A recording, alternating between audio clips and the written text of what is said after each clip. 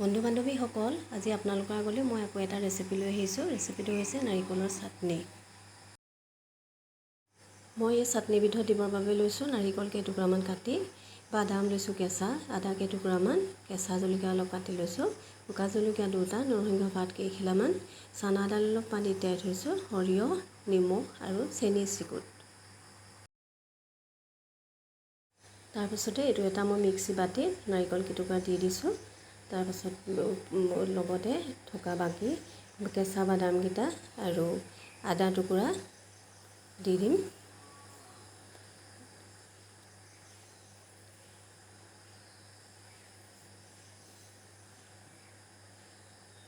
দেখিছে, আদাও দিছোঁ আৰু তাৰপাছত মই কেঁচা জলকীয়াখিনিও দি দিছোঁ লগতে।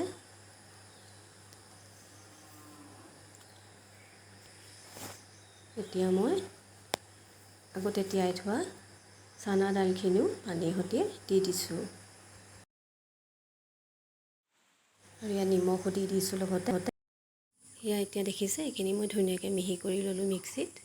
তাৰপাছত দেখিছে, এয়া এখন মই পেন গৰম কৰি লৈছোঁ, অকণমান তেল দিছোঁ, তাতে সৰিয়হখিনি আৰু কেইটামান জিৰাও দিছোঁ, মই জিৰাও দিব পাৰে কেইটামান, আৰু শুকান জলকীয়াকেইটাও দি দিছোঁ লগতে তেলতে।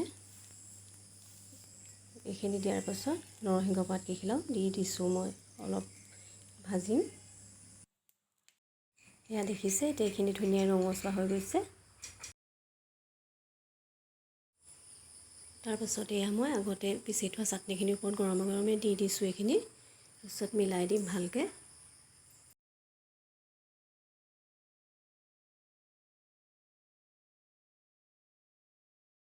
এয়া দেখিছে, এতিয়া এইখিনি মই মিলাই দিছোঁ ধুনীয়াকৈ। আৰু দেখিছেনে, ইমান সহজতে ধুনীয়াকৈ এই নাৰিকলৰ চাটনিখিনি হৈ গৈছে।